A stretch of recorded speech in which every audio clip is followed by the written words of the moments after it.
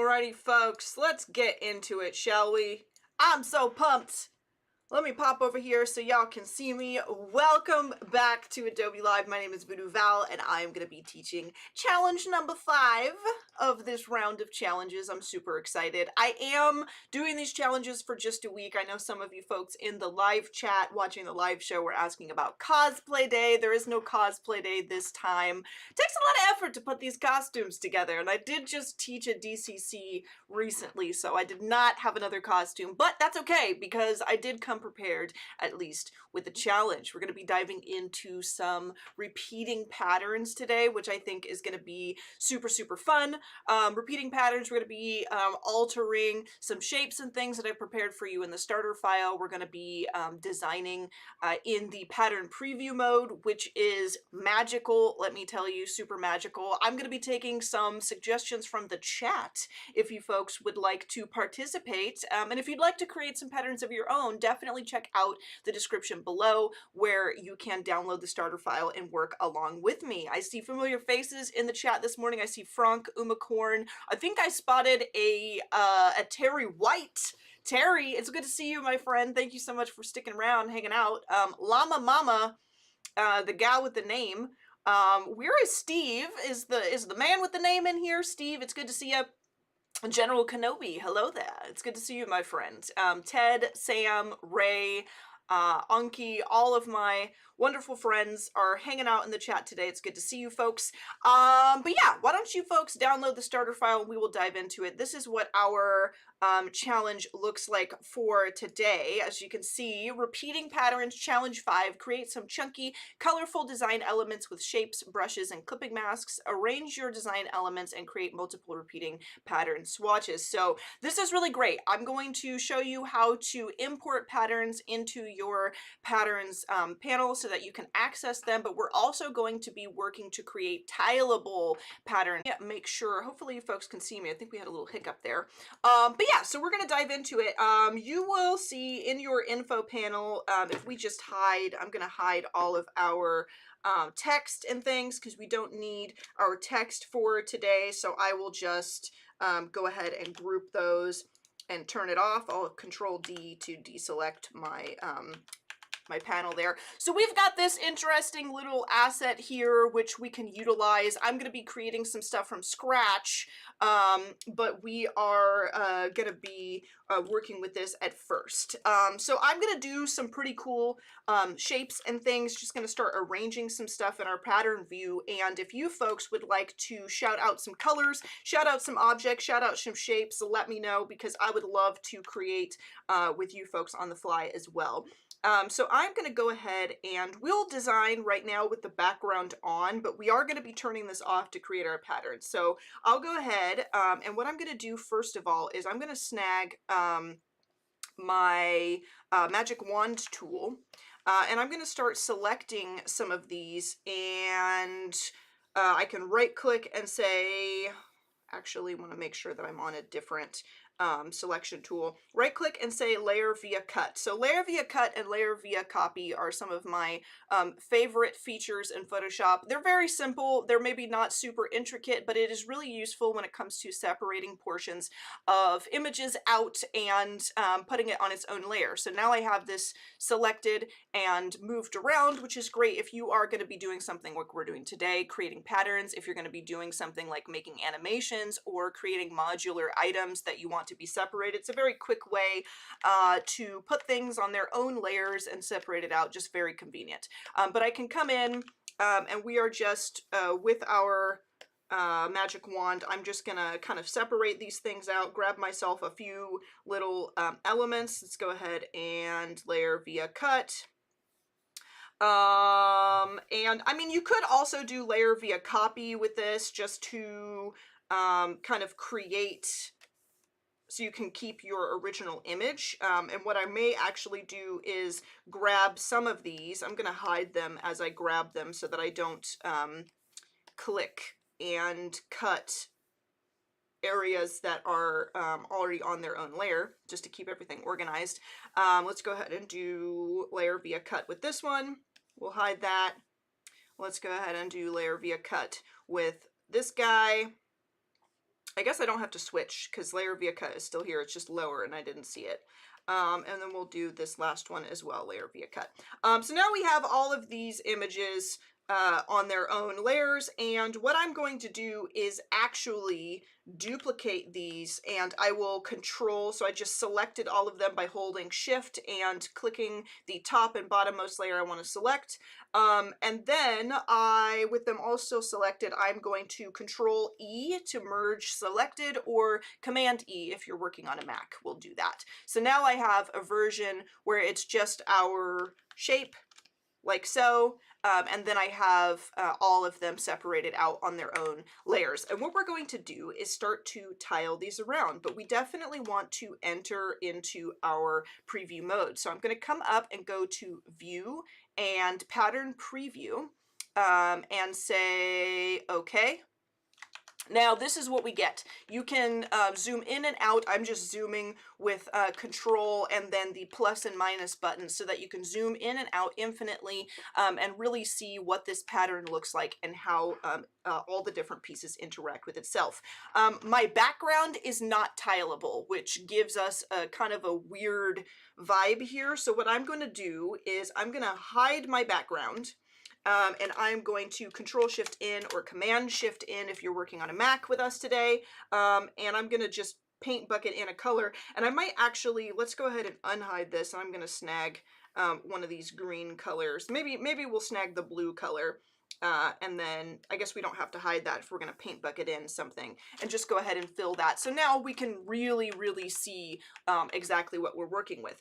And I would like to keep our flattened piece. Let's move that down to the bottom. I'd like to keep our flattened piece in the center just because I really like it. I think that it's interesting, and we'll group these separated pieces just so that I can hide it and work with just this piece here. I'm going to make this a little bit larger because I want this to be like the centerpiece. And you can see I have snapping grids on, which is very helpful. If when you start to free transform and move your elements around, if you do not see these pink snapping grids come on, you may need to hit Control or Command H. And what this is going to do is allow you to see those grids, but you may, if I do Control H here, it may hide it at first, because what it does is it hides the grids, it hides all of that. And at first, you'll get kind of a, it'll hide itself, and then if you do it again, Control H, then it should pop on. And this could, you might need to do it a couple of times depending on whether you've already entered free transform mode or not, but if you hit it, you'll be able to turn them on and off. And so now I know that this is in the exact center of my piece, which works for me. And now we're going to start arranging all of our different pieces. So I'll go ahead and come over here. Let's go ahead and unhide our piece. I'm going to move that. Oops, not this one. Maybe actually we will turn this on a lower opacity so that we can see our piece underneath. There we go. Now what I want to do with these, because I'm going to be resizing this even more than we've resized our centerpiece, is I'd like to transform all of these into smart objects. And this is really useful because as you start to size and resize portions of your pattern and your piece here, you may get some artifacts and lose the quality of all of the different pieces if they are just regular pixel layers, if they're raster layers. So converting them to smart object will allow us to size and resize with perfect quality, or original quality, I should say, as we go along. In our piece. It does kind of look like paw prints or animal shapes. It definitely does. Maybe we can add some of that, those elements into our piece. Now what I'm going to do, and this is what I love to do as I work with moving elements around, is I'm going to hit V and move into my move tool. This allows me to not have to kind of filter through all of my layers here on the side and select them individually and then Control or Command T to free transform and move. Since they're all separated out on their own layers, selecting the move tool will allow me simply to click and drag, and you can see over on the right side, as I start to move all of these pieces around, you can see it's flipping through all of the different layers for me. I don't have to do that, which just saves time. And as you create, as you move through the creation process, not having to stop and change layers and search around for all of your different elements really helps keep your eye on the ball, stay engaged in your creative process, and saves a lot of time. So I'm going to just do that, and I'm going to start moving these things around until I find a good vibe for the piece. Like I just want to start kind of, we can actually transform this one. I will use free transform as I start to move. And we can start to maybe position these and arrange them in a manner that suits our project. I might actually turn this one this away, and maybe we'll make this a little bit larger. We can actually size this up and place that right there. We'll go back, hit V on our keyboard and go back. We can start just kind of transforming these pieces and spreading them out to the edge of our canvas to create a pattern that really fits all in together. I like this piece right here. We'll just start kind of arranging them and maybe start thinking about what kind of colors we want to use. So I definitely want to, I do like the green, and I'm going to make a version of this that is green, but what other colors would you folks like to see? I'm very curious. I would like to incorporate some colors that you folks prefer. And as we start to do this, because we're in pattern preview, if I zoom out here, you can see that this little corner starts to overlap here. And we're starting to get this tileable overlapping piece. So that pattern view, that pattern preview starts to tile for us. So we don't have to place something and then cut it and duplicate a piece of it and bump it up, hoping that it tiles properly. We can actually do that automatically here, which is very, very useful. I'm seeing a lot of people ask for purple in our piece, which I think is a splendid idea. I definitely will incorporate some purple into one of our iterations here. I might place this guy right here. I think that looks pretty cool, and it's starting to tile that down for us. Let's see if we decide we're going to snag one of our little pieces right here. We can maybe turn that to the side just like that. And I like using all of the existing pieces of the original asset because it gives us, even though we're going to be sizing them up and resizing and moving them around, it kind of gives a nice cohesive vibe to our piece. So I am just going to kind of keep moving pieces around and resizing portions of it. And one thing to keep in mind as you go about this is that just because this piece is here and here does not mean that it won't look a little odd as you place things once you get into the meat of your project. For example, this is what I mean by that. I take a piece, you know, duplicate this piece, and I move it to the other side of the canvas. But because it's a repeatable pattern, because it's a tileable pattern, it's not actually that far away, because if you scroll right up here, you can see it's actually right there. You know, so as you move around, this really is going to help you, the tileable pattern preview is really going to help you kind of keep an eye on elements of your piece that might be a little too close together. We can kind of size this one up. Maybe we can even alter it a little bit by sizing it to be a little bit different than the original, and maybe place this one right here. I like that. Give it a little bit of breathing room, a little bit of space in between pieces. I think that looks pretty cool. So you can see we can start to really tile this out and start to make it look nice. Let's go ahead and duplicate this one. I'm just tapping these with my move tool as I go about my process here, and selecting them and then free transforming them as I get into moving stuff around. I might like to make this one just slightly bigger and rotate that. I think that that looks actually pretty cool. And then as I've placed a piece in here, or all these pieces around, I think that I can now go in and add more little dots that are more organic. So something to keep in mind is, again, I'm going to use my brush tool. because I do like using my brush tool. But if you would like to use the pen tool because you don't have a stylus, that is also just fine. Let's make sure we're selected on this green. And I'm just going to start filling in with like organic type shapes, but feel free to kind of, you could even use the shape tool if you want things to be a little more uniform. I like the vibe of having something that is a little more organic. So these are like odd blobs and such, but we can start to really place in some more defined shapes that kind of fill in all of these areas. And as I go about this, if I zoom out, you can start to see that it's filling in on the repeating pattern. And this is really nice because right here, for instance, I can make a shape that is kind of adheres to the shape of two different sides of the pattern, right? The top side here and the bottom side of the pattern there, which will look really nice. So I can start to, you know, kind of put that blob in right there, which I think looks pretty cool. We could maybe put in a long one here. Again, I'm adding a shape to the top and the bottom of the pattern because everything is being repeated. And I can just start placing this in. Let me peek at time, see how we're doing on time. We got about maybe 10 minutes left, which I think means we're doing pretty well for ourselves here. Add a little small piece, maybe something a little more oblong and strange right in there, or maybe we delete both of these and we can kind of add a weird shape like that in there. But just to kind of fill everything in. And as we get out, let me go ahead and zoom out. You can start to see that it really does begin to add a nice tileable effect as we go along.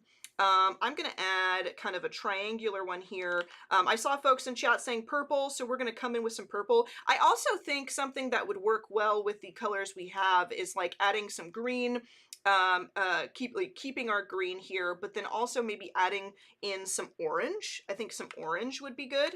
Also, quick tip, as you are painting with a brush, if you folks are going to be using a brush too today, if you want to erase with the exact brush you are using, all you have to do is hold down the tilde key, at least I believe on Windows, and it's the key that looks like that. That little key up underneath the escape button. You can hold the tilde key and it will actually, if I make a little shape here, it will erase with the brush you have selected. So if I hold that tilde key, I can drag a line through there if I'd like to erase a portion. But now we've pretty much got this filled out. It's starting to look pretty good. And we're going to start adding some color, and then we will create this, like really set this as a pattern, and then apply it to our canvas in different colors and things like that. So let's go ahead and add these last final areas here, maybe a little tiny piece right in there, and maybe a longer piece right in there. I like it. I think we're missing some in the empty space right here. Maybe a little of that. I like it. I like it. I like it. I like it. Just joined. Welcome in, Rose. It's good to see you. Am I going to add some shade shadow effects if I have time? Absolutely, we are going to. And I'm going to do it in a very quick way that maybe won't look 100% polished because we are limited on time, but I definitely want to show you with clipping masks how I like to come in and add texture to projects like this, for sure. Let me make sure I hold that tilde key. Let's remove a little portion of that, get that going like so. And then maybe a little piece in here. And I like it. I like it. I like it. So you can see we're really starting to get this gorgeous tileable pattern area here, and we can come down to the bottom. Let's turn the opacity back up on that, and you can see everything fits perfectly into place, and it looks really nice. Now I'm going to group all of these. I'm going to go ahead and group all of these pieces. Let me scroll all the way up here. I'm just holding shift and selecting the top and bottommost layers I want to select. And we can do a lot of things with this. We could either group these with just Control G or Command G, and then we can make a new layer on top, right click and say create clipping mask, and then I can come in with like my soft round brush with dissolve set, and we can let's grab a purple because people were saying that we love purple. And we can start to kind of place in some color right over top, and because it's clipped, you can really get kind of a cool vibe with that. The thing about this is that it's tileable, so we really want to make sure that the way that we color this ends up looking natural. You could also merge everything together and paint bucket in the individual pieces if you want, but I think that this will probably work for us today. I'm just going to select more of an orange color because I think adding in some orange to this would be really, really cool. And I think that if we had more time, I would spend some time in here kind of adding maybe some individual texture to each piece to make them all unique, but I don't want to get too terribly distracted today with all of the finer details, because I want to make sure you folks can actually add this pattern to your patterns panel so that you can use and apply this in later projects. So let's go ahead, we'll maybe add a little bit of this mustard color right here between the green and orange, which I think looks pretty cool. So now we've created this colored image that is tileable, and what we're going to do is I am going to say, let's group all that together, and I'm going to duplicate it with Control or Command J. I will convert the duplication to a smart object. Oops, actually I don't want to do that just yet. Let's not do that. I'm going to say Control A to select my whole canvas, and I'm going to come up to Edit and Define Pattern. And you can see here it asks me if this is the pattern I want to make. I'm going to say Pattern CH for Challenge 5, and I'm going to say OK. And then I'm going to go ahead and hide these. We will paint bucket in let's go ahead and paint bucket in. I like this yellow, but let's do like maybe a brighter color here just to paint bucket that in, and we're going to apply our pattern. So I'm going to come up, let's turn the pattern filter off, shall we? Let's go ahead and go to View and Pattern Preview off, just so that we can look at our canvas only without the repeating. I will Control D to deselect, and I'm going to just drag and drop our pattern onto our canvas here. So if I come over to my patterns panel, which you can see here, now my pattern, my tileable pattern is added there. And if you don't see the patterns panel, all you have to do is go to Window and scroll down until you see patterns, and it will open it, and you can drag this panel wherever you prefer. And I'm just going to, from this panel, select my pattern. You can click it and it will apply it. You can also drag it to individual shapes. So if I were to drag out a circle here like this, I could actually drag this, I believe, drag this to, yeah, inside a shape if I want to do, but for now we're going to drag it to the entire canvas. And then I can double click this little pattern fill, which is popped up on my other monitor. I can double click that icon and I can start to scale it. So I can scale it up, I can scale it way down if I want to add more, and you can see that this really allows me to get in and customize my pattern, which is really awesome. You can change the angle, so you can rotate the angle of it, which is really, really nice. And yeah, that is how I create tileable patterns. Again, as you saw, I could just drag and drop that and apply it to a shape. So you could do this to a mock-up. If you created smart object shapes and things on the side of a box, you could apply a pattern to a box. It does really look like scales for sure. I feel like we've created some dinosaur scales together. But yeah, this is just really a lot of fun. It's one of my favorite things to do. And it's a little bright and a little loud with the colors, but if you folks spend more than 20 or so minutes like I have today, I think you can create some really great stuff. So thank you so much for joining me. That is all the time I have today. I hope you have enjoyed creating patterns this morning with me. Please stay tuned because we have more daily creative challenges coming up next, followed by a lot of masterclasses and office hours with Nick Longo and Andrew Hockrattle. And then we will also have the link in the description below so that you can join the Discord, post your work, share with the community so I can take a look at the patterns that you created. That's all the time I have for you folks today. I will see you another time. Adios, folks, and happy designing.